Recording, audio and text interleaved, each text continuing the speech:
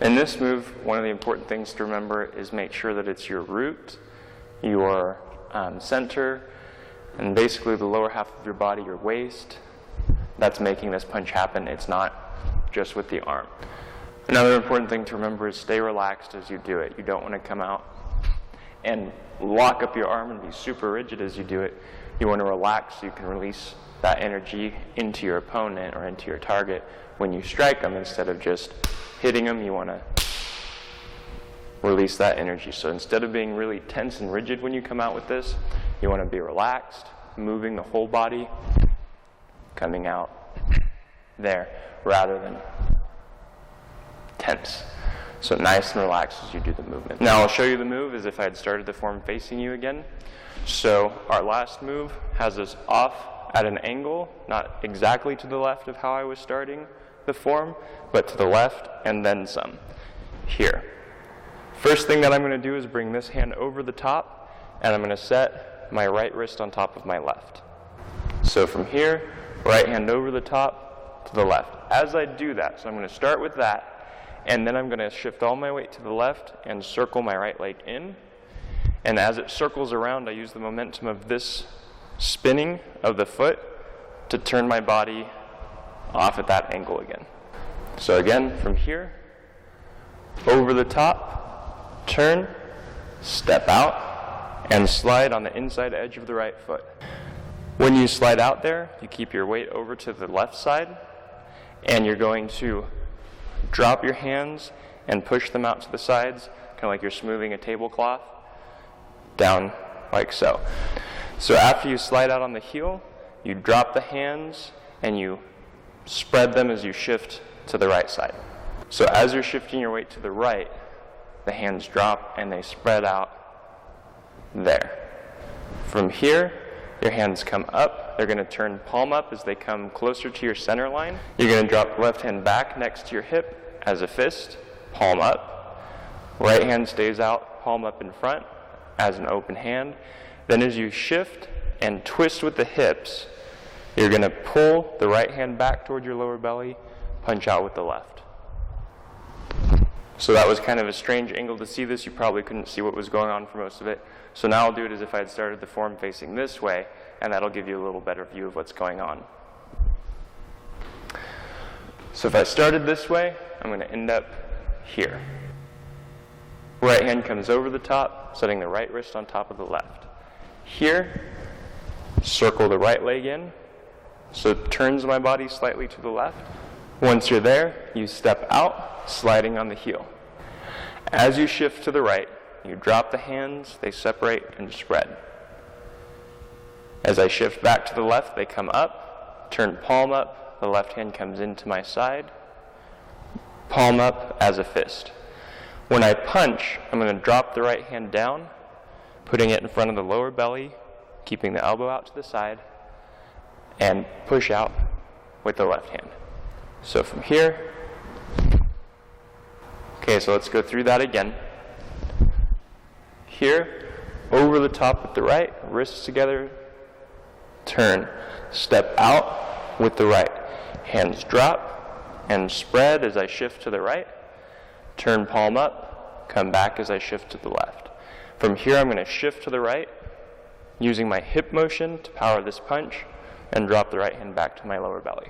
So from here, there. If I had started the form facing this direction, I would be off over here, come over the top, circle, step out, shift, separate the hands, come back to the left, and punch. Now if I had started the form facing away from you, then I would be off over here. Right hand comes over the top, turn, step, shift, hands spread, I come back to the left, right hand palm up in front, left hand by the hip. As I push from the ground up through the waist, spiraling out to the fist, I shift back to the right, and I drop the right hand down to the lower belly. So from here,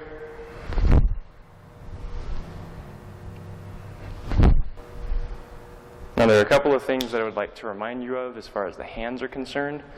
When the right hand drops down, there's a couple of different ways you can hold it. One is where you curl the middle ring and pinky fingers in, and you put like an L out of the other two, and you drop that to your lower belly. So there you have the thumb and the index finger extended, the rest of them are curled in. Another way of doing it is just relaxing the hand and closing it slightly so that the index finger and the thumb are a little extended, but for the most part the hand is mostly closed but relaxed. There. You want to make sure you don't pull your elbow into your side. Keep it standing out as you do the movement. And then when you're punching, make sure that you have good form with your hands. So you don't want to leave your thumb sticking out when you punch. You don't want it on top. You don't want it inside.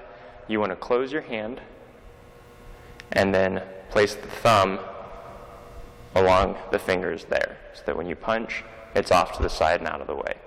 So when you do your punch, even though it's a relaxed punch and you aren't holding your fist really tight, here, when you punch, don't let the thumb get out and wild, don't let it come up here, and definitely don't tuck it in. Make sure that you hold that good punch form so that if you ever were to punch something, you would be a lot less likely to hurt your hand.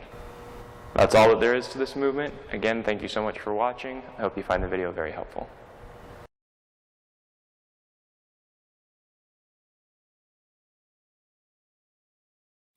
So I want to talk to you about something that I found absolutely invaluable for me while I was training in China.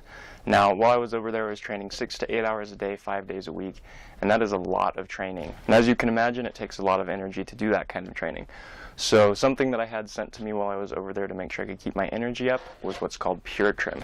And they're basically meal replacement shakes. Now, they're used a lot of times for weight loss. If someone's looking for a meal replacement that has a lot of good nutrients in it, that's going to supply their body with the nutrition it needs while helping them lose weight rather than starving them while they're trying to lose weight. This is an excellent way to go, and that's kind of what the product was designed around, the concept that it was designed around. But also, if you're just in a hurry, like I'm a college student, I teach, I work, I have a lot of stuff going on, so I don't always have time to make a meal, but I don't want to revert to like eating fast food from a fast food place because I know that's not healthy at all. So if you're like me and you very rarely have time to prepare a proper meal, it's a great way to still get your nutrition and be able to continue your daily routine.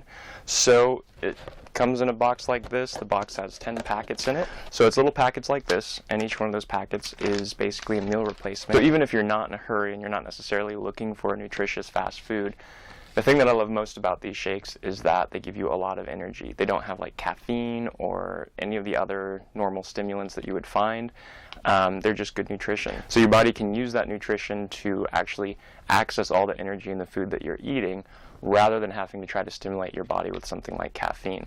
So that was the main thing that I noticed when I was using these shakes while I was over in China. So that at least was my experience with these shakes. I'm in love with them. I share them with anyone that I know that is looking either for more energy or a quick way to have a healthy meal on the go.